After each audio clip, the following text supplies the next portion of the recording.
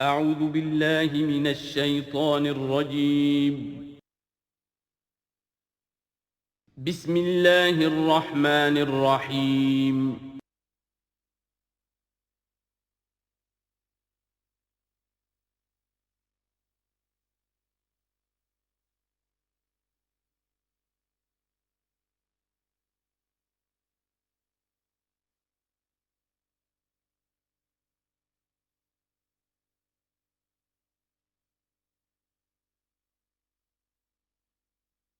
نحمده ونصلي على رسوله الكريم اما بعد فاعوذ بالله من الشیطان الرجیم بسم اللہ الرحمن الرحیم ایها الذین آمنوا انفقوا مما رزقناکم من قبل ان یأتی یوم لا بیع فیہ ولا خلة ولا شفاعة والکافرون هم الظالمون اللہ لا الہ الا ہو الحی القیوم لا تأخذہ سنة ولا نوم لہ ما فی السماوات وما فی الارض من ذا الذی یشفع عنده الا بإذنہ یعلم ما بین ایدیہم وما خلفہم ولا یحیطون بشیء من علمہ الا بما شاء وسع کرسیہ السماوات والارض ولا یؤودہ حفظہما وہو العلی العظیم صدق اللہ العظیم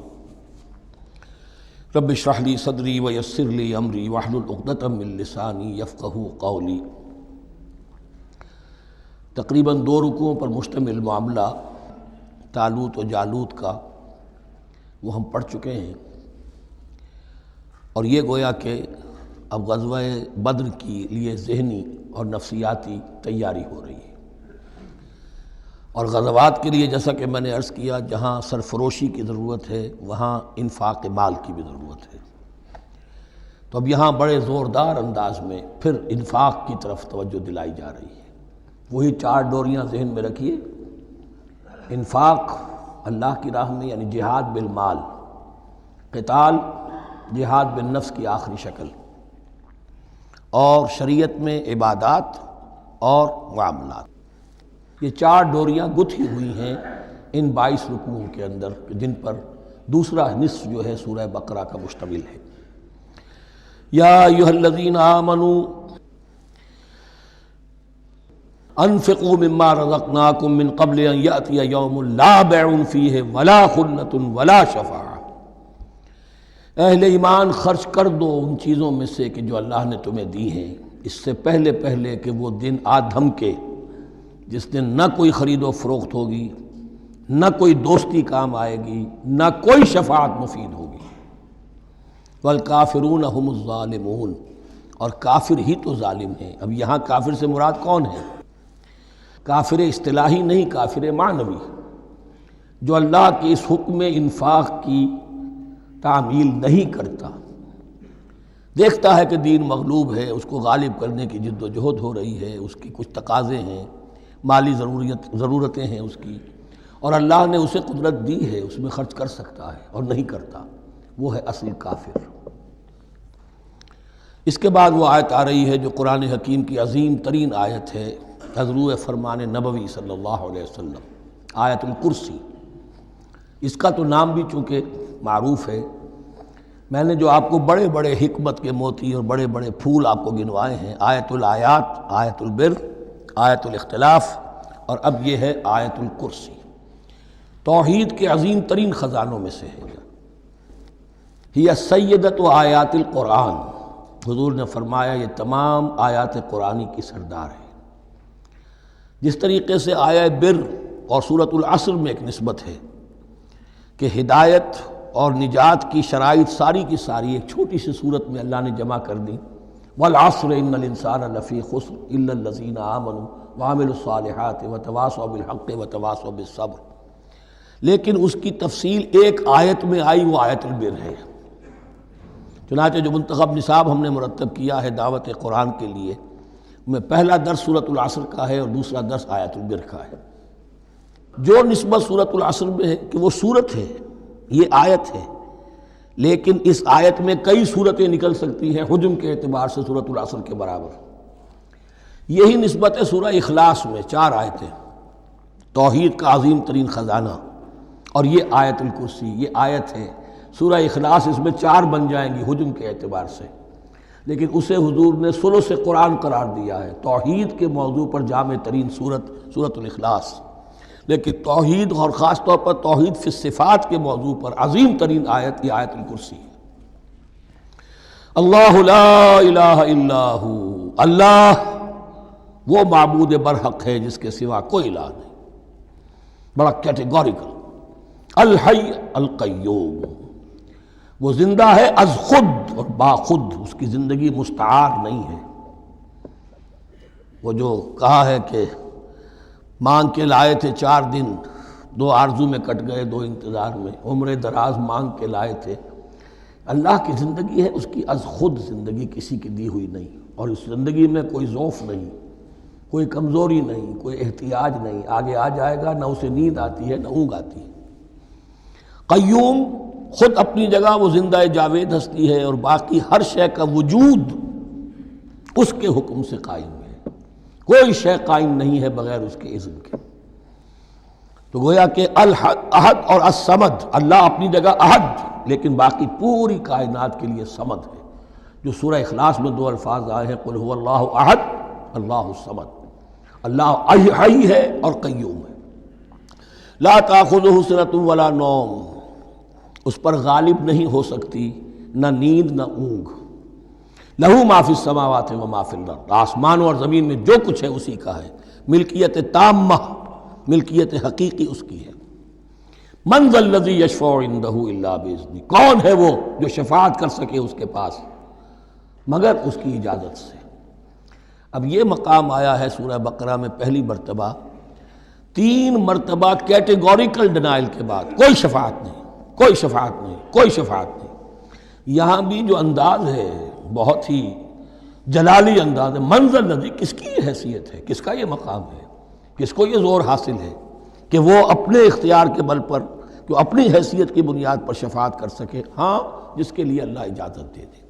استثناء کے ساتھ شفاعت کا یہاں پر پہلی مرتبہ آیا، ورنہ سورہ بقرہ کے 6 رکوع کی دوسری آیت وَاتَّقُوا يَوْمًا لَا تَجْزِي نَفْسٌ عَن نَفْسٍ شَيْئًا وَلَا يُقْبَلُ مِنْهَا شَفَاعَةٌ وَلَا يُؤْخَذُ مِنْهَا عَدْلٌ وَلَا هُمْ يُنصَرُونَ. 15 رکوع کی دوسری آیت وَاتَّقُوا يَوْمًا لَا تَجْزِي نَفْسٌ عَن نَفْسٍ شَيْئًا وَلَا يُقْبَلُ مِنْهَا عَدْلٌ وَلَا تَنفَعُهَا شَفَاعَةٌ وَلَا هُمْ يُنصَرُونَ. اور اب اس سے پہلے کی آیت میں آ چکا ہے وَلَا شَفَاعَةٌ، کوئی شفاعت مفید نہیں ہوگی. لیکن یہ کہ اس میں ایک استثناء ہے. اب یہ ذرا باریک مسئلہ ہے کہ شفاعت حقہ کیا ہے، شفاعت باطلہ کیا ہے. تو دورہ ترجمہ قرآن میں اتنی تفاصیل کے ساتھ بحث نہیں کی جا سکتی، وہ ایک علیحدہ موضوع ہے. حال ہی میں نے اس پر اپنے درس ریکارڈ کرا دیے ہیں. یعلم ما بین ایدیہم وما خلفہم، وہ جانتا ہے جو کچھ ان کے سامنے اور جو اس کو پیچھے ہے. عام طور پر دنیا میں ہم سفارش کرتے ہیں تو کہتے ہیں کہ بھئی میں جانتا ہوں اس شخص کو بہتر. اصل میں جیسا کچھ یہ نظر آتا ہے ویسا نہیں ہے، یا جیسا کچھ فیکٹس آن دی فائل آ گئے ہیں وہ بڑے ہی ڈیسیونگ ہیں. اصل حقائق کچھ اور ہیں اس کیس کے، وہ میں آپ کو بتاتا ہوں. یہ بات اللہ کے سامنے کون کہہ سکتا ہے، جبکہ اللہ تو جانتا ہے جو کچھ ان کے سامنے اور جو کچھ ان کے پیچھے ہے. اور ان کا حال یہ وَلَا يُحِيطُونَ بِشَيْءٍ مِّنْ عِلْمِهِ إِلَّا بِمَا شَاءَ، اور وہ احاطہ کر ہی نہیں سکتے اللہ کے علم سے کسی شے کا سوائے اس کے جو اللہ چاہے. باقی ہر ایک کے پاس علم جو ہے اللہ کا عطائی علم ہے، دیا ہوا علم ہے، محدود علم ہے. بڑے سے بڑا رسول ہو، بڑے سے بڑا ولی ہو، بڑے سے بڑا فرشتہ ہو. لا علم لنا الا ما علمتنا، ہم پڑھائیں 4 رکوع میں. تو کون کہہ سکتا ہے من ذا الذی یشفع عندہ الا باذنہ یعلم ما بین ایدیہم وما خلفہم ولا یحیطون بشیء من علمہ الا بما شاء وسع کرسیہ السماوات والارض. اس کی کرسی تمام آسمانوں اور زمین کو محیط ہے. اب کرسی کے 2 مفہوم یہاں ہو سکتے ہیں. ایک تو یہ کہ اس سے جو معنی مراد ہے یعنی اس کا اقتدار، اس کی قدرت، اس کا جبر، اس کا اختیار، یہ اتھارٹی پوری کائنات کو. ایک یہ بھی ہو سکتا ہے کہ اللہ تعالیٰ کے لیے ہم نہیں جان سکتے، یہ آیات متشابہات میں سے ہیں کہ کوئی شے بھی ہو واقعتاً جس کو ہم اسے کرسی کہہ سکیں. عرش، کرسی، ان سب کے بارے میں یہ دونوں باتیں ذہن میں رکھیے. یہ بھی ہو سکتا ہے کہ ان کی کوئی مجسم حقیقت ہو جو ہمارے ذہن سے ہمارے تخیل سے ماورا ہے، اور یہ بھی ہو سکتا ہے اس سے استعارہ مراد ہو۔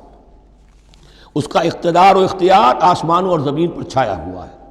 ولا یؤودہ حفظہما، اور اسے تکان طاری نہیں ہوتی، اس پر گراں نہیں گزرتا ان دونوں کا تھامنا، ان دونوں کی حفاظت، آسمانوں کی اور زمین کی۔ وہو العلی العظیم، اور وہ العلی ہے، بلند و بالا، اور عظیم ہے، بڑی عظمت والا۔ یہ آیت الکرسی سیدۃ آیات القرآن، تمام آیات قرآنی کی سردار، اور توحید الہی کا ایک بہت بڑا خزانہ۔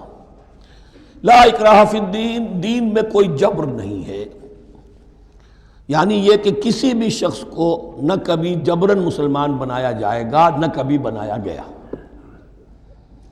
استثناءات ہو سکتے ہیں، کسی کا ذاتی کوئی عمل ہو، فعل ہو، کسی نے کیا ہو۔ اسلام میں کسی فرد کو جبراً مسلمان بنانا حرام ہے، لیکن اس آیت کا یہ مطلب نکال دینا کہ نظام باطل کو بھی ختم کرنا جو ہے، اس میں کوئی طاقت استعمال نہیں ہو سکتی، یہ حماقت ہے پرلے درجے کی۔ نظام باطل نظام ظلم ہے، ایکسپلائٹ کر رہا ہے لوگوں کو، اللہ اور بندوں کے درمیان حجاب بن گیا ہے، پردہ بن گیا ہے۔ نظام کو طاقت کے ساتھ ختم کرنا فرض ہے مسلمان کا۔ طاقت نہیں ہے تو ٹھیک ہے، طاقت حاصل کرنے کی کوشش کرتا رہے، لیکن جو مسلمان نظام باطل کو ختم کرنے کی آرزو اور ارادے سے خالی ہے، اس کے دل میں یہ ارادہ نہیں ہے، اس کے دل میں ایمان نہیں ہے۔ طاقت اور جبر نظام کو ختم کرنے پر صرف کیا جائے گا، کسی فرد کو مجبوراً مسلمان نہیں بنایا جائے گا۔ یہ ہے اصل میں اس آیت کا مفہوم۔ لا اکراہ فی الدین قد تبین الرشد من الغی، رشد، ہدایت واضح ہو چکی ہے کجی سے، جتنی کجیاں ہیں، جتنے غلط راستے ہیں، جتنی شیطانی پگڈنڈیاں ہیں، ان سے جو صراط المستقیم ہے اس کو بالکل مبرہن کر دیا گیا ہے۔ فمن یکفر بالطاغوت، تو جو کوئی بھی طاغوت کا انکار کرے گا، دیکھیے اللہ پر ایمان لانے سے پہلے طاغوت کا انکار ضروری ہے۔ جیسے لا الہ الا اللہ، تو طاغوت، اور طاغوت کون ہے؟ طغا سے سرکش، جس نے اپنی حاکمیت کا اعلان کیا وہ طاغوت، جس نے غیر اللہ کی حاکمیت کو تسلیم کیا وہ طاغوت، اس کے تحت بننے والے سارے انسٹیٹیوشنز طاغوت، جو بھی ادارے ہوں، چاہے کتنے ہی خوشنما ادارے ہوں۔ ہے عدلیہ، لیکن وہ عدلیہ اللہ کے قانون کے مطابق فیصلے نہیں کر رہی، کچھ اور لوگوں کے بنائے ہوئے قانون کے مطابق فیصلے کر رہی، وہ طاغوت ہے۔ جو بھی اللہ کے حدود بندگی سے تجاوز کرتا ہے وہ طاغوت ہے۔ طغیانی کسے کہتے ہیں؟ پانی دریا کی حدوں میں بہہ رہا ہے، لیکن جب وہ اپنی حدوں سے نکلا طغیانی پہ ہے۔ دریا کو اپنی موج کی طغیانیوں سے کام، کشتی کسی کی پار ہو یا درمیان رہے، اسے اس کی کیا فکر ہے؟ تو طغا اور بغا، یہ دونوں بڑے قریب کے الفاظ ہیں، بغاوت اور طغیانی۔ فمن یکفر بالطاغوت، طاغوت کا انکار، جو کوئی کفر کرے طاغوت کے ساتھ، وَيُؤْمِن بِاللَّهِ، اور پھر اللہ پر ایمان لائے۔ طاغوت سے بھی دوستی، اللہ پر بھی ایمان، اللہ کے دشمنوں سے بھی یارانہ، اور اللہ کے ساتھ بھی وفاداری کا دعویٰ، یہ چیز نہیں چل سکتی، یہی منافقت ہے۔ یکسو ہو جاؤ، حنیفاً مسلماً، فقد استمسک بالعروۃ الوثقی، جس شخص نے یہ کام کر لیا، طاغوت کی نفی اور اللہ پر ایمان، اس نے تو مضبوط کنڈا تھام لیا۔ تو سمجھئے کہ اگر کوئی شخص کسی جہاز، سمندری جہاز میں عرشے پر سے گر جائے، تیرنا بھی نہ آتا ہو، کسی طرح ہاتھ پاؤں مار کر وہ کسی کنڈے کے اوپر اگر ہاتھ اس کا پڑ گیا، تو اب وہ سمجھتا ہے کہ اس کو میں نہیں چھوڑوں گا، میری جان اسی سے وابستہ ہے، زندگی اسی سے ہے۔ تو وثقہ، وہ کنڈا اگر کمزور ہے تو پھر گیا، وہ اس کے وزن سے کنڈا ہی نکل گیا، لیکن وہ کنڈا کہ جو مضبوط ہے، فقد استمسک بالعروۃ الوثقی، اس نے تو بڑے مضبوط کنڈے پر ہاتھ ڈال دیا ہے، یعنی طاغوت کا انکار اور اللہ پر ایمان، اس نے تھام لیا ہے بہت مضبوط کنڈا۔ اسی لیے ایک حدیث میں آتا ہے اوثق العریٰ کلمۃ التقویٰ، یہ جو عروہ کی جمع ہے عریٰ، اور وثقہ اوثق جو ہے اس کا مذکر ہوگا۔ تمام کنڈوں میں سب سے بڑا مضبوط کنڈا جو ہے وہ تقویٰ کا کنڈا ہے، اس کو تھامو مضبوطی کے ساتھ۔ لا اکراہ فی الدین قد تبین الرشد من الغی فمن یکفر بالطاغوت ویؤمن باللہ فقد استمسک بالعروۃ الوثقی لن انفصام لہا، وہ کبھی علیحدہ ہونے والا، ٹوٹنے والا نہیں ہے، یہ کنڈا بہت مضبوط ہے۔ واللہ سمیع علیم، اللہ سب کچھ سننے والا، جاننے والا ہے۔ اللہ ولی الذین آمنوا یخرجہم من الظلمات الی النور، ایمان در حقیقت ایک دوستی کا رشتہ قائم کرتا ہے اللہ اور بندے کے درمیان۔ اللہ ولی ہے اہل ایمان کا، یہ ولایت باہمی ہے، دو طرفہ ولایت ہے۔ بندہ اللہ کا ولی بن جائے، ولی اللہ، الا ان اولیاء اللہ لا خوف علیہم ولا هم یحزنون، اللہ بندے کا ولی ہے، دوستی دو طرفہ ہے۔ اللہ ولی الذین آمنوا یخرجہم من الظلمات الی النور، اللہ پشت پناہ ہے، مددگار ہے، دوست ہے ان کا کہ جو ایمان لائے اور انہیں نکالتا رہتا ہے ظلمات، اندھیروں کے مختلف شیڈز میں سے نور کی طرف۔ یہ آپ نوٹ کریں گے قرآن میں نور ہمیشہ تنہا آتا ہے، واحد، انوار کا لفظ قرآن میں نہیں ہے۔ نور ایک حقیقت واحدہ ہے، لیکن ظلمات ہمیشہ جمع میں آئے گا، اس کے شیڈز مختلف ہیں، شیڈز آف ڈارکنس، بہت گہری ڈارکنس ہے، ذرا اس سے کمتر ہے، اس سے کمتر ہے۔ تو جتنے بھی شیڈز ہیں، کفر کا ہے، شرک کا ہے، الحاد کا ہے، مادہ پرستی کا ہے، ایگنوسٹسزم کا ہے، لا ادریت کا ہے، جتنے بھی فلسفے غلط ہیں، جتنے بھی نظریات غلط ہیں، جتنے بھی عمل کی غلط راہیں ہیں، ان سب کے اندھیاروں سے نکال کر اللہ تعالیٰ اہل ایمان کو ایمان کی روشنی کے اندر لاتا رہتا ہے۔ والذین کفروا اولیاءہم الطاغوت، ان کے برعکس جنہوں نے کفر کیا ان کے پشت پناہ اور ساتھی اور مددگار ہیں اب طاغوت۔ یخرجونہم من النور الی الظلمات، اور وہ ان کو نکالتے رہتے ہیں تدریجاً، اور نور کا کہ تھوڑی بہت رمق ملا بھی تھا انہیں نور کا تو اس سے ان سے محروم کر کے ظلمات، یخرجونہم من النور الی الظلمات، نور سے ظلمات کی طرف نکالتے رہتے ہیں۔ اولئک اصحاب النار هم فیہا خالدون، وہ ہیں آگ والے، اس میں ہمیشہ ہمیش رہیں گے۔ اللہم اجعلنا من عبادک المؤمنین، اللہم اخرجنا من الظلمات الی النور، آمین یا رب العالمین۔ اب اس کے بعد یہ بڑی عظیم آیت جو آئی ہے توحید کی، اور اس کے بعد یہ دو، یہ بھی اپنی جگہ بڑی عظیم آیات ہیں حکمت اور فلسفہ دین کے اعتبار سے۔ اس کے بعد کچھ واقعات دیے جا رہے ہیں، حضرت ابراہیم علیہ السلام کی زندگی کا ایک واقعہ اور حضرت عزیر علیہ السلام کی زندگی کا واقعہ۔ الم تر الی الذی حاج ابراہیم فی ربہ ان آتاہ اللہ الملک، کیا تم نے دیکھا اس شخص کو جس نے کہ محاجہ کیا تھا، مناظرہ کیا تھا، حجت بازی کی تھی ابراہیم سے، اس وجہ سے کہ اللہ نے اسے بادشاہی دی ہوئی تھی، نمرود۔ یہ ذہن میں رکھیے کہ نمرود اصل میں لقب تھا، کسی کا نام نہیں تھا، جیسے فرعون مصر کے بادشاہوں کا لقب ہے، فرعونہ۔ نماردہ جو ہے یہ عراق کے بادشاہ تھے، بیبیلونیا۔ تو حضرت ابراہیم کی پیدائش بھی شہر ار میں ہوئی تھی کہ جو بیبیلونیا کا ایک شہر تھا عراق کا، اور وہاں بادشاہت تھی نمرود کی۔ جیسے فرعون نے مصر میں دعویٰ کیا تھا اپنی بادشاہی کا اور اپنی خدائی کا، اور یہ ہے سیاسی بادشاہی، یہ نہیں کہ ہم نے دنیا پیدا کی ہے، مطلب یہ کہ اختیار مطلق ہمارے ہاتھ میں ہے، ہم جس چیز کو چاہیں غلط قرار دے دیں، جس چیز کو چاہے صحیح قرار دے دیں۔ یہی ہے اصل میں خدائی اختیار ہاتھ میں لے لیا۔ اللہ کا حق ہے تحلیل و تحریم، کسی شے کو حلال کرنا، کسی کو حرام قرار دینا، اختیار واحد اللہ کے ہاتھ میں ہے۔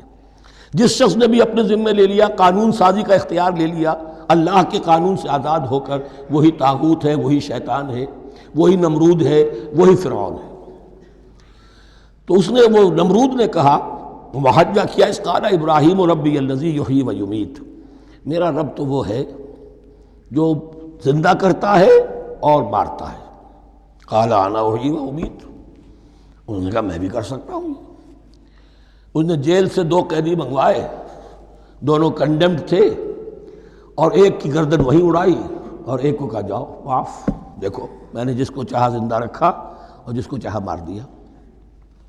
حضرت ابراہیم نے دیکھا کہ یہ کٹ حجتی پر اترا ہوا ہے، تو الاجوبۃ المسکتہ، جواب ایسا دیا جانا چاہیے کہ جو اس کو چپ کر دے۔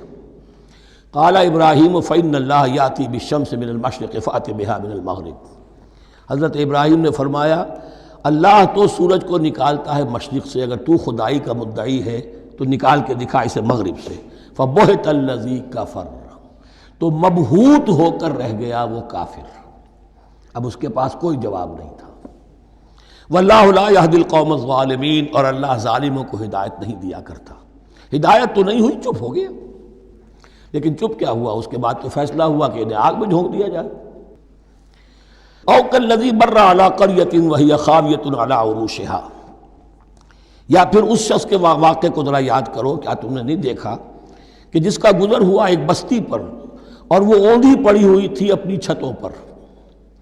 اگرچہ مختلف تفاسیر میں مختلف آپ کو شاید اس کی تعبیرات ملے، یہ اصل میں ہوا ہے کہ جب نمرود، جس کا نام تھا بخت نصر، نیبوکیڈنیزر، اس نے 586 قبل مسیح میں، حضرت مسیح سے 586 قبل، اس نے حملہ کیا فلسطین پر۔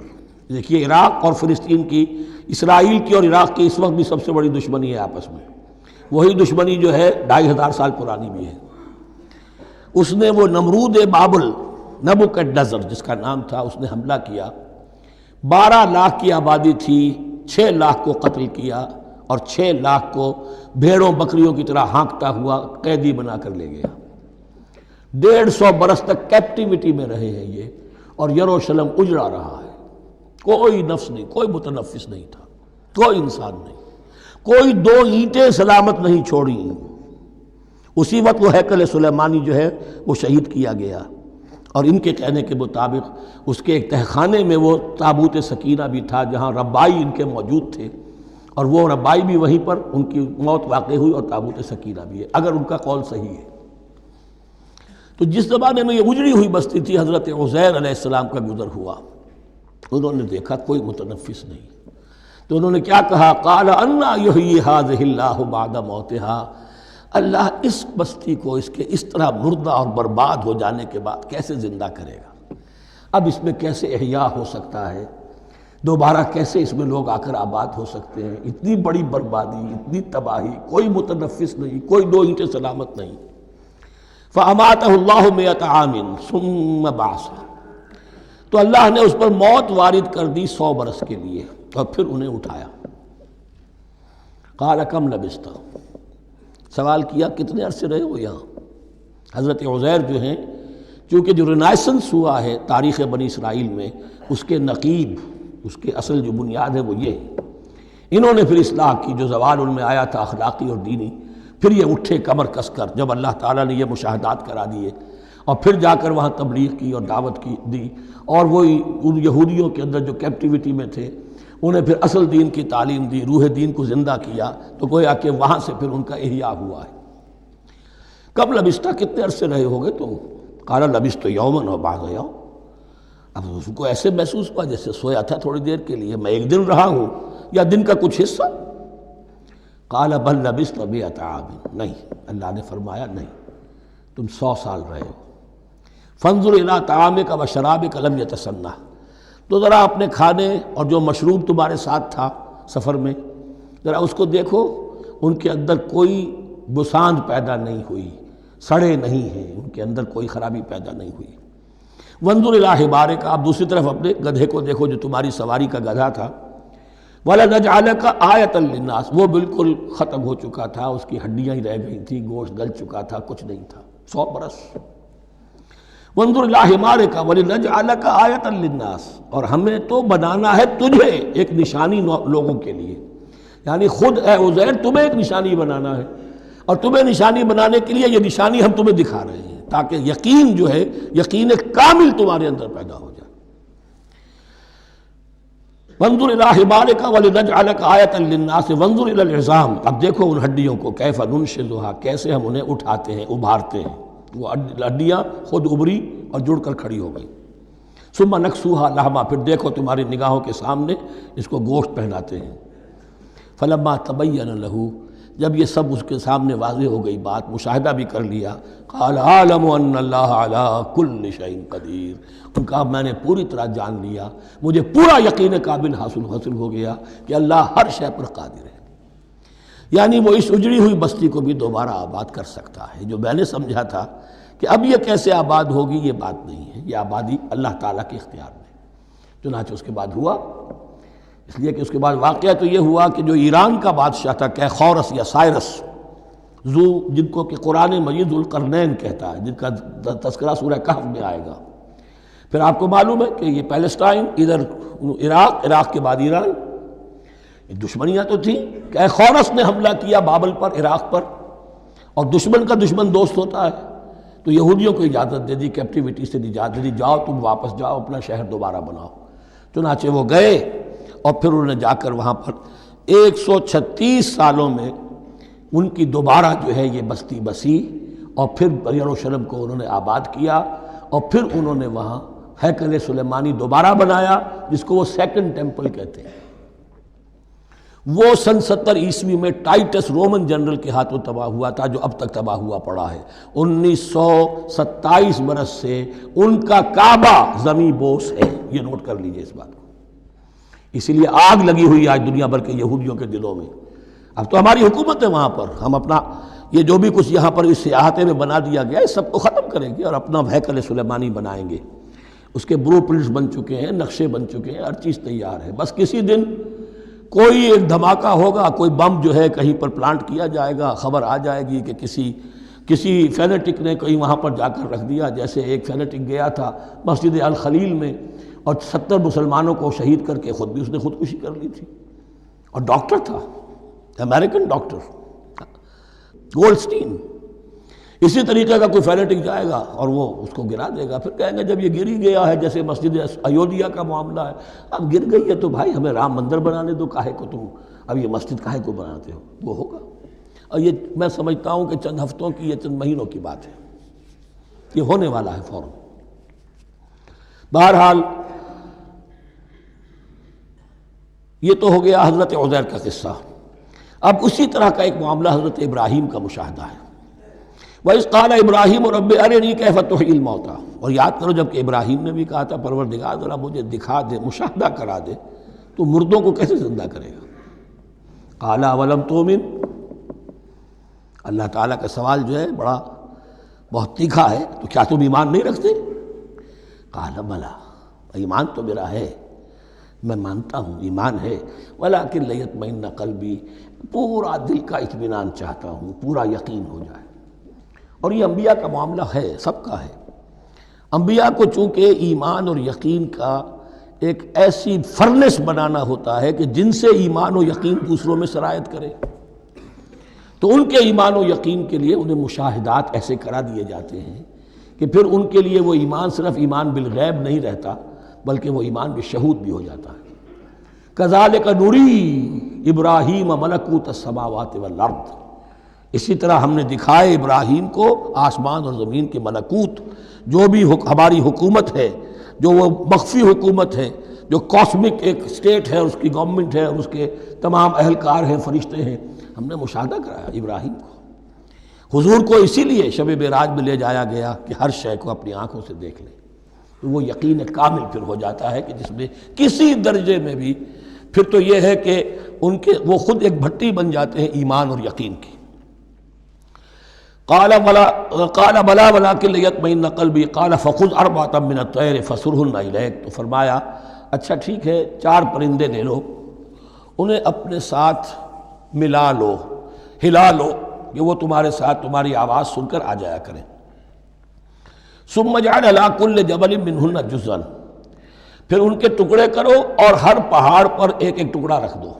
تو جو تفسیر میں آتی ہیں یہ کہ ان میں سب کا سر علیحدہ کیے، ٹانگیں علیحدہ کی، پر علیحدہ کیے، دھڑ علیحدہ کیے، ایک پہاڑ پر چاروں سر رکھ دیے، ایک پہاڑ پر چاروں کے دھڑ رکھ دیے، ایک پہاڑ پر چاروں کے، اس طریقے سے مختلف اجزاء میں تقسیم کر دیا۔ قال فخذ اربعۃ من الطیر فصرهن الیک ثم اجعل علی کل جبل منہن جزءا، پھر ہر پہاڑ پر ان میں سے ایک ایک حصہ رکھ دو۔ ثم ادعوہن، پھر ان کو ذرا پکارو، وہی سیٹی بجاؤ جو تم بجاتے تھے ان کو بلانے کے لیے۔ ثم ادعوہن یاتینک سعیا، وہ دوڑتے ہوئے آ جائیں گے۔ وَاعْلَمْ أَنَّ اللَّهَ عَزِیزٌ حَکِیمٌ، اور جان لو اس بات کو یقین کے ساتھ کہ اللہ تعالیٰ زبردست ہے، کمال حکمت والا۔ اب 2 رکوع آ رہے ہیں انفاق فی سبیل اللہ پر، اور یہ قرآن مجید کا ضربہ سلام ہے انفاق کے موضوع پر۔ لیکن ان کو پڑھنے سے پہلے نوٹ کر لیجئے کہ اللہ کی رضا جوئی کے لیے اپنا مال خرچ کرنا جو ہے، اس کے لیے دین میں کئی اصطلاحات ہیں۔ کھانا کھلانا، یطعمون الطعام علی حبہ مسکینا ویتیما واسیرا، آت المال علی حبہ ذوی القربى والیتامى، ایتاء مال، اعطاء، پھر اس سے آگے آتا ہے صدقہ، زکوٰۃ، انفاق، قرض حسنہ۔ یہ 5-6 ٹرمز ہیں، لیکن ان ٹرمز کے اندر ایک تقسیم ذہن میں رکھیے کہ 2 مدیں ہیں بڑی بڑی اللہ تعالیٰ کی رضا جوئی کے لیے مال خرچ کرنے کی۔ ایک مد ہے غربا، یتامہ، مساکین، محتاج، بیوائیں، ان کے لیے، یعنی ابنائے نو میں سے، یہ آپ کے معاشرے کے اجزاء ہیں، آپ کے بھائی بند ہیں، آپ کے رشتہ دار ہیں، آپ کے اعزاء و اقرباء ہیں، ان کے لیے خرچ کرنا۔ تو یہ بھی اللہ کو بہت پسند ہے، اس کا اجر ملے گا، یہ بھی گویا کہ اللہ تعالیٰ ہی کے لیے آپ نے خرچ کیا۔ ایک عین اللہ کے دین کے لیے خرچ کرنا، انفاق کا لفظ اس کے لیے ہے، اور قرض حسنہ اس کے لیے۔ انفاق مال، انفاق فی سبیل اللہ، اللہ کی راہ میں خرچ کرنا، اللہ کے دین کی دعوت کو عام کرنا، اللہ کی کتاب کے پیغام کو عام کرنا، اللہ کے دین کی دعوت کو اس طرح ابھارنا کہ باطل کے ساتھ زور آزمائی کرنے والی ایک طاقت پیدا ہو جائے، ایک جماعت وجود میں آئے، ان کے لیے اساز و سامان فراہم کیے کرنا تاکہ دین کے غلبے کی ہر مرحلے کے جو تقاضے اور ضرورتیں ہیں وہ پوری ہو سکیں۔ تو جو اس کام میں صرف ہوگا وہ ہے انفاق فی سبیل اللہ، یا اللہ کے ذمے قرض حسنہ۔ تو یہاں اصل میں اس کی بات ہو رہی ہے، انفاق کی۔ مثل الذین ینفقون اموالہم فی سبیل اللہ ہے، مثال ان کی جو اپنے مال خرچ کرتے ہیں اللہ کی راہ میں۔ عام طور پر یہ فی سبیل اللہ جو ہے وہ سبیل پانی کی بنا دی، وہ بھی سبیل ہے، ٹھیک ہے، وہ بھی سبیل تو ہے، نیکی کا وہ بھی راستہ ہے، سبیل اللہ ہے، لیکن یہ کہ فی سبیل اللہ خرچ جو ہے اس کا بالکل مفہوم اور ہے۔ وہ صدقہ ہے، خیرات ہے، زکوٰۃ بھی اصلاً جو ہے وہ غریبوں کا حق ہے، لیکن اس میں بھی ایک مد سبیل اللہ کی رکھی ہوئی ہے۔ اگر تو آپ کے قریب اعزاء و اقارب ہیں، غربا ہیں، تو ان کا حق فائق ہے، پہلے ان کو دی۔ بہرحال فی سبیل اللہ انفاق۔ مثل الذین ینفقون اموالہم فی سبیل اللہ کمثل حبۃ انبتت 7 سنابل فی کل سنبلۃ 100 حبہ، مثال ان کی جو اللہ کی راہ میں خرچ کرتے ہیں اللہ کے دین کے لیے، ایسے ہے جیسے ایک دانہ کہ اس سے 7 سنبلیں پیدا ہوئیں، 7 خوشیں، 7 بالیاں، یہ 7 سٹے۔ باجرے کا سٹہ ہوگا، کتنے دانے ہوتے ہیں اس میں؟ مکئی کا سٹہ ہے، اس میں کتنے دانے ہیں؟ فی کل سنبلۃ 100 حبہ، اس میں 100 دانے موجود ہیں ہر ایک میں، تو ایک دانے سے 700 دانے وجود میں آ گئے۔ اسی طریقے سے اللہ تعالیٰ جو بھی اس کے دین کے لیے مال خرچ کرے گا اس کے مال میں اضافہ کرے گا، اللہ تعالیٰ ان کو جزا دے گا اور اس کو بڑھاتا رہے گا اپنے ہم۔ واللہ یضاعف لمن یشاء، اور یہ تو تمہیں تمثیلاً بتایا ہے، اللہ اس سے بھی دگنا کرے گا جس کو چاہے گا، صرف 700 گنا نہیں، اور جتنا چاہے گا بڑھائے گا۔ واللہ واسع علیم، اللہ کے خزانوں میں کوئی کمی نہیں ہے، بڑی وسعت والا ہے اللہ، بہت سمائی والا ہے، اور وہ سب کچھ جاننے والا ہے۔ الذین ینفقون اموالہم فی سبیل اللہ، پھر جو لوگ کہ اپنا مال خرچ کرتے ہیں اللہ کی راہ میں، ثم لا یتبعون ما انفقوا منا ولا اذى، پھر جو کچھ وہ خرچ کرتے ہیں اس کے بعد نہ تو تکلیف پہنچاتے ہیں نہ احسان جتاتے ہیں۔ دیکھیے جی، میں نے اس وقت اتنا چندہ دیا تھا، معلوم ہوا کہ میرا حق جو ہے وہ زیادہ ہے، پھر میری بات مانی جانی چاہیے۔ ہم چندے زیادہ دیتے ہیں تو رات میں بات بھی تو ہماری چلنی چاہیے۔ یا اگر کسی جو کارکن کو دیا ہے جو اللہ کے دین کے لیے کام کر رہا ہے، یہ بھی ان 2 رکوعوں کے آخر میں بات واضح ہو جائے گی۔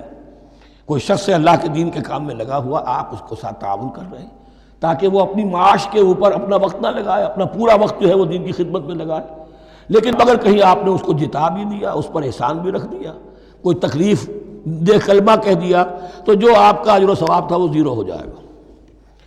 الذین ینفقون اموالہم فی سبیل اللہ ثم لا یتبعون ما انفقوا منا ولا اذى، جو انفاق کرتے ہیں اس کے بعد اس کے پیچھے نہ تو جتلاتے ہیں نہ کوئی اور تکلیف پہنچاتے ہیں۔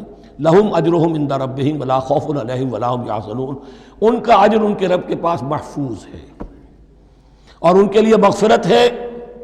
ولا خوف علیہم ولا ہم یحزنون، ان کے اوپر نہ کوئی خوف ہوگا اور نہ کوئی ان کو حزن سے دوچار ہوں گے۔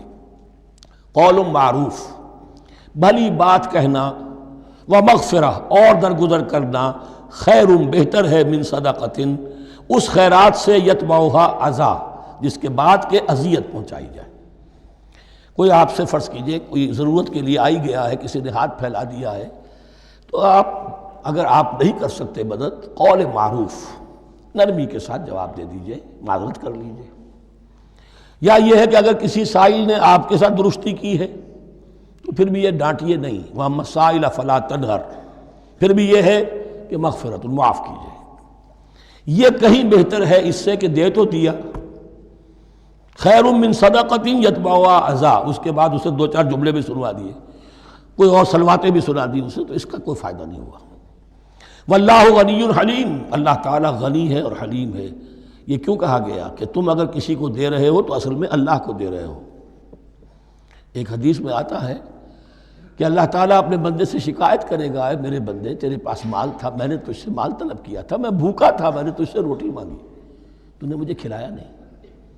بندہ کہے اللہ تو غنی ہے، تجھے بھوک، تجھے احتیاج، کہ وہ جو میرا بندہ تھا جو بھوکا تھا، اس نے جو مانگا تھا تجھ سے وہ میں ہی تھا، اصل میرا بندہ تھا۔ الخلق عیال اللہ، تجھ سے انہیں کھانے کو نہیں دیا، تمہیں تو گویا کہ مجھے نہیں دیا۔ اے میرے بندے میں ننگا تھا، میں نے تجھ سے میں چاہا کہ میرا سطر ڈھانپ دے، مجھے کوئی لباس دے دے، لیکن یہ کہ تو نے نہیں دیا۔ یہ اسی طریقے سے تو سمجھ لیجئے کہ اللہ تو غنی ہے، جو دے رہے ہو سمجھ لو کہ اللہ کو دے رہے ہو، اور حلیم ہے، وہ حلم والا ہے، فوراً نہیں پکڑتا تمہیں۔ تم جو بھی کرتے ہو، جو دل سے اتری ہوئی شے وہ اللہ کے نام پہ دے دو، جو ردی چیز ہے وہ اللہ کے نام پہ دے دو، تو اللہ تعالیٰ کی غیرت جو ہے اسی وقت اگر جوش میں آ جائے اور تمہیں پیس کے سرما کر دے وہ، تو وہ کر سکتا ہے، لیکن نہیں، حلیم ہے، وہ دیکھتا ہے کہ میری توہین کر رہا ہے، مجھے دے رہا ہے اور یہ دے رہا ہے۔ یا ایھا الذین آمنوا لا تبطلوا صدقاتکم بالمن والاذی، اے اہل ایمان اپنے صدقات کو باطل نہ کر لو، نسیہ منسیہ ہو جاتے ہیں، بالمن والاذی، جتلا کر اور کوئی اذیت بخش بات کہہ کر۔ کالذی ينفق مالہ رئاء الناس، ان لوگوں کی طرح، اس شخص کی طرح جو اپنا مال خرچ کرتا ہے لوگوں کو دکھانے کے لیے، دے تو رہا ہے صدقات، چیریٹی ہاؤس، بڑے بڑے ادارے قائم کر دیے ہیں، یہ کہ سب ریاکاری ہے۔ کوئی سرکار دربار میں رسائی کے لیے فاؤنڈیشنز بنے ہوئے، کچھ اپنے وہ ٹیکس بچانے کے لیے، کچھ اور اپنی ناموری، کیونکہ پھر الیکشن بھی لڑنا ہے۔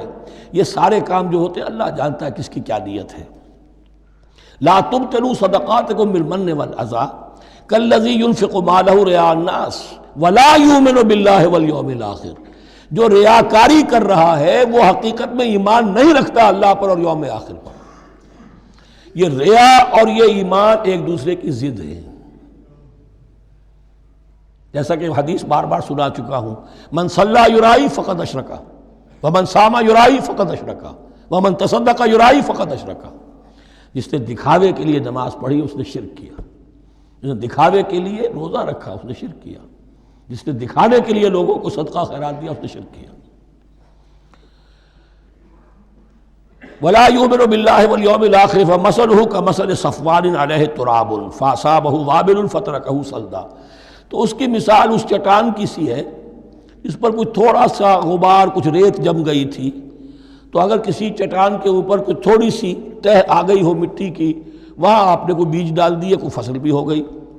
فاصابہ وابل، اب آیا زوردار ایک بارش کا چھینٹا پڑا، زوردار بھی پڑا، فترکہ صلدا، وہ ساری اوپر کی تھوڑی سی تہ تھی، وہ مٹی بھی بہہ گئی اور آپ کی محنت بھی گئی، وہ آپ کا بیج بھی گیا اور آپ کی فصل بھی گئی۔ وہ چٹان جو ہے چٹیل چٹان وہ اندر سے نکل آئی، یعنی سب کچھ گیا۔ ریاکاری میں اس کا مطلب یہ ہے مال بھی دیا اور حاصل کچھ نہ ہوا، بیج بھی گیا، اور اللہ کے ہاں کسی اجر و ثواب کا سوال ہی نہیں۔ لا یقدرون علی شیء مما کسبوا، جو محنت انہوں نے کی تھی، اس تھوڑی سی مٹی جو جم گئی تھی اس میں بھی کچھ ہل چلایا تھا، کچھ بیج ڈالا تھا، اب اس میں کوئی قدرت انہیں حاصل نہیں ہے، سب کچھ گیا۔ واللہ لا یہدی القوم الکافرین، اور اللہ ایسے کافروں کو ہدایت نہیں دیتا، راہ یاب نہیں کرتا۔ ومثل الذین ینفقون اموالہم ابتغاء مرضات اللہ، اس کے برعکس وہ لوگ، وہی سائملٹینیس کنٹراسٹ، جب ایک ریاکاری کے خرچ کے لیے وہ ایک مثال دی گئی، تمثیل اور تشبیہ دی گئی، تو اب جو واقعتاً اللہ تعالیٰ کے اجر و ثواب کے لیے خلوص و اخلاص کے ساتھ خرچ کرتا ہے اس کے لیے بھی مثال۔ ومثل الذین ینفقون اموالہم ابتغاء مرضات اللہ، اور مثال ان لوگوں کی جو خرچ کرتے ہیں اپنے مال اللہ کی رضا جوئی کے لیے، خوشی حاصل کرنے کے لیے، وَتَثْبِيتًا مِّنْ أَنفُسِهِمْ، اور اپنے عزم کی پختگی کے ساتھ، اپنے نفس کی پختگی کے ساتھ، کَمَثَلِ جَنَّةٍ، ان کی مثال اس باغ کی ہے بِرَبْوَةٍ، جو ذرا بلندی پر ہے، باغ ہے، جیسا کہ میں نے عرض کیا نیچرل باغ کا یہی تصور ہوتا تھا، ذرا اونچائی پر جو ہے پلانٹیشن ہے، ندی بہہ رہی ہے کوئی دامن میں جس سے خود بخود اس کو اریگیشن ہو رہی ہے، کَمَثَلِ جَنَّةٍ بِرَبْوَةٍ، یہیں سے یہ قادیانیوں نے لفظ ربوہ لے کر اور اپنا وہ شہر بنایا ہے پاکستان میں۔ اصابہ وابل، اب اگر اس باغ کے اوپر زوردار منہ آ جائے خوب بارش برسے، فآتت اکلھا ضعفین، تو اس کا پھل جو ہے دگنا ہو جائے گا۔ فإن لم يصبها وابل فطل، اور اگر زوردار میہ نہ آئے، بارش نہ برسے، تو تھوڑا بہت چھینٹا بھی پڑے گا تب بھی اس کا تو بہرحال پھل جو ہے وہ برقرار رہے گا۔ واللہ بما تعملون بصیر، اور جو کچھ تم کر رہے ہو اللہ تعالیٰ اس کو دیکھ رہا ہے۔ دروں بینی کرتے رہا کرو کہ تم یہ بال جو خرچ کر رہے ہو واقعتاً خلوص دل کے ساتھ، اخلاص نیت کے ساتھ اللہ ہی کے لیے کر رہے ہو، کہیں اس میں کوئی اور جذبہ، کہیں تمہارا غیر شعوری طور پر کوئی جذبہ شامل نہ ہو جائے، تو انٹراسپیکشن ہو، اپنے غریبانوں میں جھانکتے رہو۔ اَیَوَدُّ أَحَدُکُمْ أَن تَکُونَ لَهُ جَنَّةٌ مِّن نَخِیلٍ وَأَعْنَابٍ تَجْرِی مِن تَحْتِهَا الْأَنْہَارُ، کیا تم میں سے کوئی شخص پسند کرے گا کہ اس کا ایک باغ ہو اور کھجور کا درخت ہو اس میں، اور انگور کی بیلیں بھی ہوں، اور اس کے دامن میں ندیاں بہتی ہوں، نیچرل اریگیشن بھی ہے، کھجور کے درخت بھی ہیں، اور بیلوں کی ٹٹیاں لگی ہوئی ہیں انگوروں کی، اور انگوروں کی بیلیں ہیں۔ لہو فیہا من کل الثمرات، اس کے لیے اس باغ میں ہر طرح کا میوہ ہے۔ فاصابہ الکبر، اب اس پر بڑھاپا بھی طاری ہو گیا ہے۔ وَلَهُ ذُرِّيَّةٌ ضُعَفَاءُ، اور اس کی اولاد ہے ابھی چھوٹی عمر کی، کم سن ہے، کمزور ہے۔ فَأَصَابَهَا إِعْصَارٌ، کہ اچانک اس باغ کے اوپر ایک ایسا بگولا، ایک ایسی آندھی آئی جس میں آگ ہے، فِيهِ نَارٌ، کوئی ایسا آگ بھری آندھی آئی، فَأَصَابَهَا إِعْصَارٌ فِيهِ نَارٌ فَاحْتَرَقَتْ، پورا کا پورا باغ جل کر جلس کر رہ گیا۔ کذالک یبین اللہ لکم الآیات لعلکم تتفکرون، اس طرح اللہ تعالیٰ تمہارے لیے اپنی آیات کو واضح کرتا ہے تاکہ تم تفکر کرو۔ یعنی ایک انسان نے ساری عمر سمجھا ہے کہ بڑی میرے نیکی کمائی ہے، میں نے یہ کیا ہے، میں نے فاؤنڈیشن بنایا، میں نے مدرسہ قائم کر دیا، میں نے یتیم خانہ بنا دیا، لیکن یہ کہ اچانک کسی وقت آنکھ کھلے گی، جب آنکھ کھلی گل کی تو موسم تھا خزاں کا، معلوم ہوگا یہ تو کچھ بھی نہیں تھا، یہ تو گویا کہ ایک بگولا آیا سب کو جلا گیا، اس لیے کہ اس میں اخلاص تھا ہی نہیں، اس میں نیت جو ہے اس میں کھوٹ تھا، اس میں ریاکاری تھی، اس میں لوگوں کو دکھانا مقصود تھا۔ پھر حال وہی ہوگا جس طرح کہ وہ بوڑھا اب کفِ افسوس مل رہا، اب کیا کرے، بوڑھا ہو چکا ہے، دوبارہ تو باغ لگا نہیں سکتا، لہذا جب وہ موت آ جائے گی تو گویا کہ اب اس کے لیے موقع نہیں ہے کہ دوبارہ کوئی کام اور کر سکے۔ یا ایھا الذین آمنوا انفقوا من طیبات ما کسبتم ومما اخرجنا لکم من الارض، اے ایمان والو خرچ کرو، اللہ کے لیے دینا ہے، اللہ کے دین کے لیے دینا ہے، اللہ کے نام پر دینا ہے۔ من طیبات ما کسبتم، جو چیز تم نے کمائی ہے اس کی اچھی چیز، پاکیزہ چیز، بہتر چیز تو، ومما اخرجنا لکم من الارض، اور جو کچھ ہم نے نکالا تمہارے لیے زمین سے۔ اب زمین سے ظاہر بات ہے جو بھی نباتات آ رہی ہے، چاہے وہ کوئی چراہ گاہ ہے تو اس کے اندر سے جو ہے وہ بھی ہریاول ہے تو اللہ نے پیدا کی ہے، کھیت کے اندر آپ نے محنت کی ہے، ہل چلایا ہے، بیج ڈالے ہیں، لیکن یہ کہ فصل کا اگانا تو آپ کے کام ہاتھ نہیں ہے، تو اللہ کے ہاتھ میں ہے۔ تو جو کچھ ہم نے نکالا ہے تمہارے لیے، وَمِمَّا أَخْرَجْنَا لَكُم مِّنَ الْأَرْضِ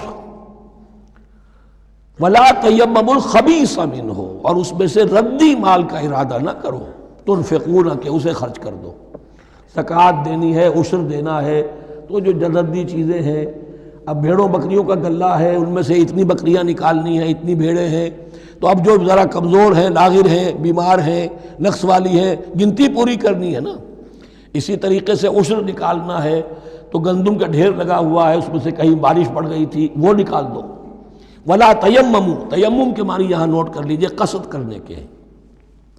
ولا تیمم الخبیث منہ، کہ اس میں سے جو ردی مال ہے جو ناپسند ہے اس کا قصد نہ کرو، تنفقون کہ اسے خرچ کرو، وَلَسْتُمْ بِآخِذِيهِ اور تم ہرگز نہیں ہوگے اس کو لینے والے۔ ایسا بھی تو ہو سکتا ہے کہ تم محتاج ہو جاؤ اور تمہیں ضرورت پڑ جائے، پھر اگر تمہیں کوئی ایسی چیز دے گا تو تم قبول نہیں کرو گے۔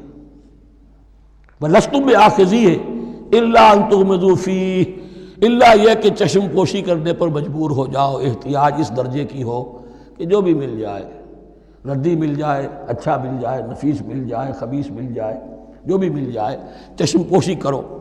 اس کے سوا آدمی جو ہے وہ اپنے طیب خاطر کے ساتھ جو ہے وہ ردی شے قبول نہیں کر سکتا۔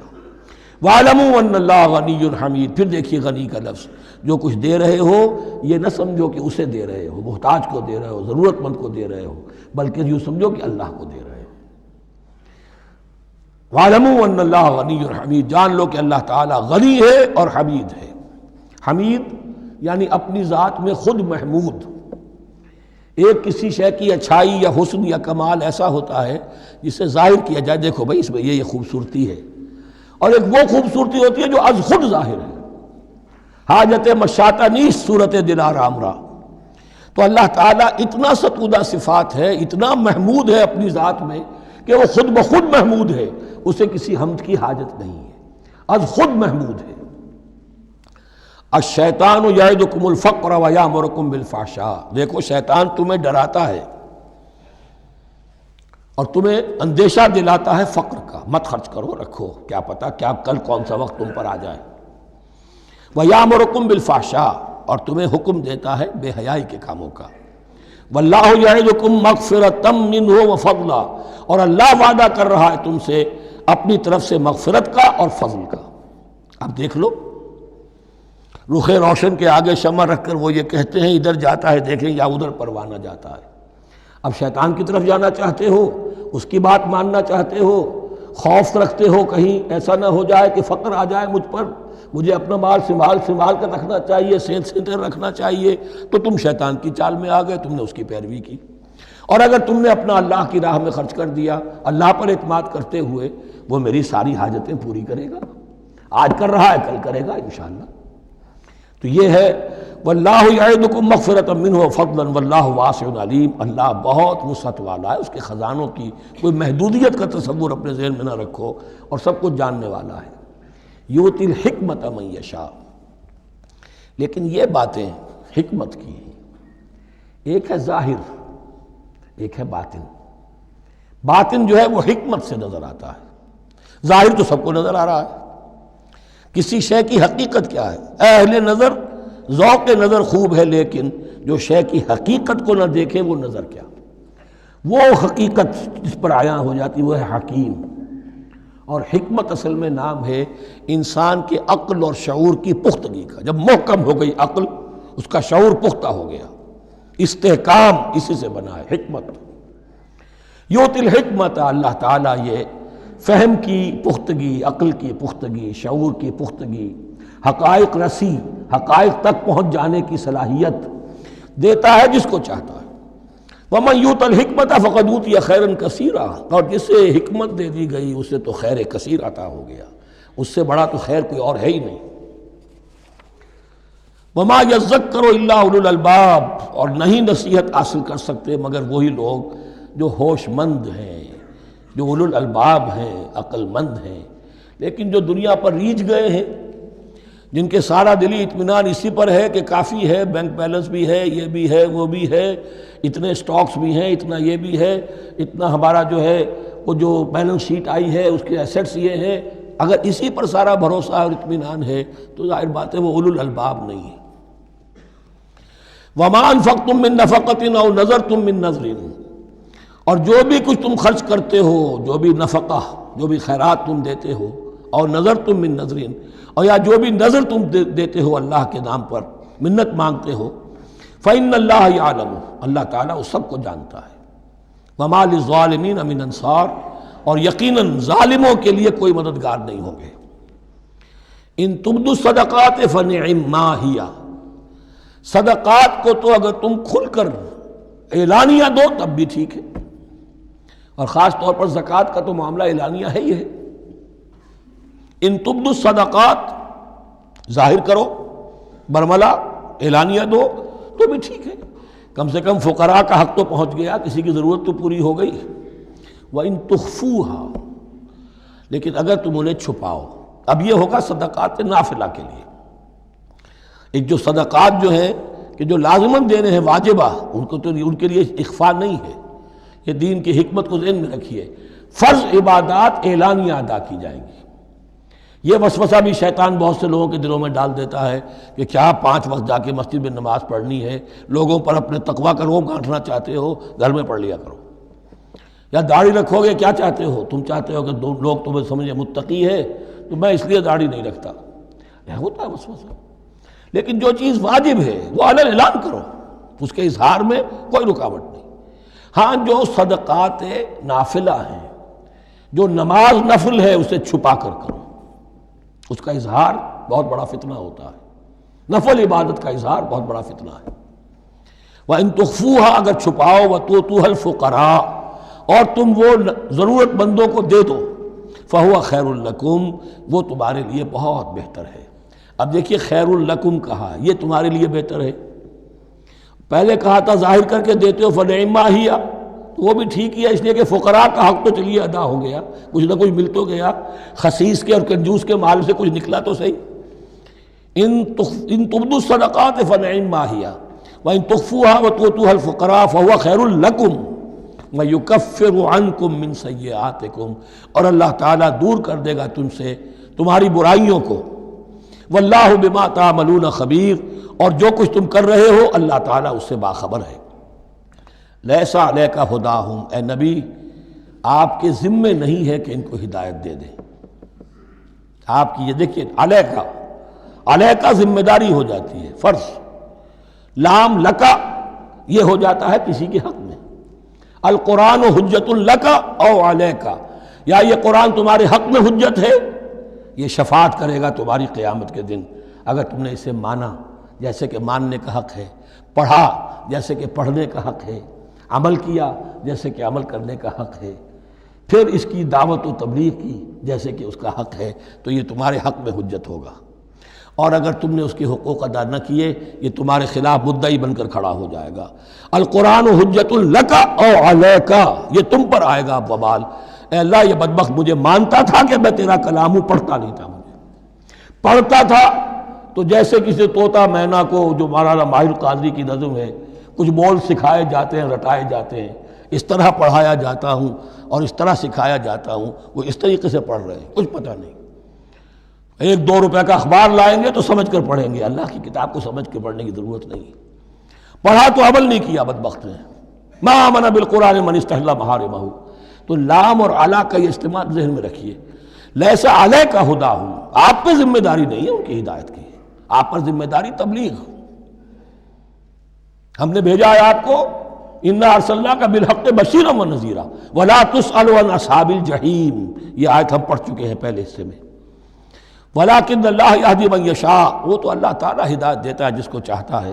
وما تنفقوا من خیر فلانفسکم، اور جو بھی خیر، جو بھی بھلائی، جو بھی مال تم خرچ کرو گے وہ تمہارے اپنے لیے بہتر ہے، تمہیں اجر و ثواب ملے گا، تمہیں کو مل جائے گا 700 گنا 1400 گنا۔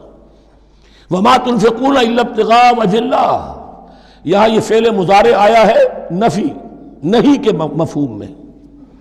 لا تنفقون، ما تنفقون یعنی تم نہیں خرچ کرو گے مگر اللہ کی رضا کے لیے، تب اجر ملے گا۔ اگر ریاکارانہ خرچ کیا تھا تو کوئی اجر کا کیا سوال، وہ تو شرک بن جائے گا۔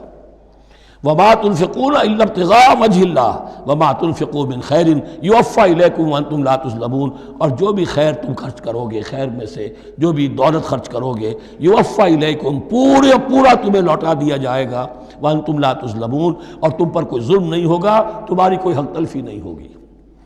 اب آیا ہے آخری ٹیپ کا بند، انفاق فی سبیل اللہ کا سب سے بڑھ کر حقدار کون ہے؟ للفقراء الذین احصروا فی سبیل اللہ، وہ ضرورت مند کہ جو گھر کر رہ گئے اللہ کی راہ میں، جیسے اصحاب صفہ تھے، بیٹھے ہوئے ہیں، کوئی کام نہیں کر رہے، حضور سے علم سیکھ رہے ہیں، اور جہاں جہاں سے دعوت آ رہی ہے کہ حضور بھیجیے ہمارے ہاں کوئی مبلغین، وہاں سے ان کو بھیجا جا رہا ہے۔ اب وہ معاش کی جد و جہد کرتے تو یہ تعلیم کیسے حاصل کرتے؟ یا اسی طرح دین کی کوئی خدمت ہے، کوئی آپ نے تحریک اٹھائی ہے، اب اس میں آپ کو کچھ نہ کچھ کارکن تو چاہیے، ان کارکنوں کی بھی تو آخر معاش کا ہے درجہ۔ اگر وہ سارا 8 گھنٹے دفتروں میں کھائیں اور وہاں ڈانٹیں بھی سنیں افسروں کی، اور پھر 2 گھنٹے جانا 2 گھنٹے آنا، اب وہ کون سا وقت نکالیں گے دین کے کام کا؟ کیا کریں گے؟ کہاں سے وقت آ جائے گا؟ کچھ لوگ تو ہونے چاہیے جو ہمہ وقت لگ جائیں، لیکن ہمہ وقت تو لگ گئے، لیکن پیٹ تو ان کے بھی ہے، اولاد تو ان کے بھی ہوگی۔ للفقراء الذین احصروا فی سبیل اللہ، جو گھیرے میں آ گئے ہیں اللہ تعالیٰ کی راہ کی جد و جہد میں، جہاد فی سبیل اللہ کی سعی میں، وہ اس طریقے سے مصروف ہو گئے ہیں، لا یستطیعون ضربا فی الارض، اب وہ زمین میں گھوم پھر کر تجارت کرنے کی ان کے اندر ان کے پاس وقت ہی نہیں ہے، نہیں چل پھر سکتے زمین میں اپنی معاش کے لیے۔ یحسبهم الجاہل اغنیاء من التعفف، اب یہ اس طرح کے فقیر تو ہیں نہیں جو لپٹ کر مانگتے ہوں، انہیں عام طور پر جو ناواقف شخص ہے وہ سمجھتا غنی ہے، اس سے کوئی ضرورت ہی نہیں، اس نے کبھی مانگا ہی نہیں، لیکن اس نے مانگا اس لیے نہیں ہے کہ وہ اس طرح کا سائل نہیں ہے، اس طرح کا وہ سوالی نہیں ہے، وہ فقیر نہیں ہے، وہ تو اللہ کے دین کے لیے اپنے آپ کو اس نے لگا دیا ہے۔ یہ تمہارا کام ہے کہ دیکھو، یحسبهم الجاہل اغنیاء من التعفف، وہ جو مانگنے سے رک رہے ہیں اپنی عزت نفس کی حفاظت کی خاطر، اس کی وجہ سے ناواقف آدمی سمجھتے ہیں کہ تو غنی ہے، اسے کوئی ضرورت نہیں ہے۔ تعرفهم بسیماہم، تم پہچان لوگے انہیں ان کے چہروں سے۔ ظاہر بات ہے کہ فقر کا، احتیاج کا اثر چہرے پر تو آ جاتا ہے۔ اگر آپ کو نیوٹریشن صحیح نہیں مل رہی ہے تو ظاہر بات ہے چہرے پر اس کا اثر ہوگا۔ تعرفهم بسیماہم لا يسألون الناس الحافا، وہ لپٹ کر لوگوں سے سوال نہیں کرتے، مانگتے نہیں ہیں، وہ ان سائلوں کی طرح نہیں ہے جو اصل میں اپنی محنت وصول کرتے ہیں، کھڑے ہو کر آپ کے سر ہو کر آپ سے کچھ نہ کچھ نکلوا لیتے ہیں زبردستی، اس طریقے سے تو وہ نہیں مانگیں گے۔ یہ بات اہم مسئلہ ہے۔ اقامت دین کی جد و جہد میں جو لوگ ہمہ وقت لگ جائیں، آخر ان کے لیے کیا ذریعہ ہو؟ میں یہاں تفصیل میں نہیں جا سکتا، وقت بھی اس چنگ کا ختم ہو رہا ہے، لیکن یہ سمجھ لیجئے کہ یہ 2 رکوع جو ہیں انفاق کا پورا مضمون، اس کا کلائمیکس جو ہے وہ یہ آیت ہے، للفقراء الذین احصروا فی سبیل اللہ لا یستطیعون ضربا فی الارض یحسبهم الجاہل اغنیاء من التعفف تعرفهم بسیماہم لا يسألون الناس الحافا وما تنفقوا من خیر فإن اللہ بہ علیم۔ اور جو بھی تم دولت مال خرچ کرو گے تو اللہ تعالیٰ اس کے علم میں ہوگا، یہ نہ سمجھنا کہ اللہ کے علم میں نہیں ہے۔ خاموشی کے ساتھ، اخفاء کے ساتھ ایسے لوگوں کے ساتھ تعاون کرو گے تو اللہ تعالیٰ جو ہے تمہیں اس کا پورا بھرپور بدلہ دے گا۔ بارک اللہ لی و لکم فی القرآن العظیم ونفعنی و ایاکم بالآیات والذکر الحکیم۔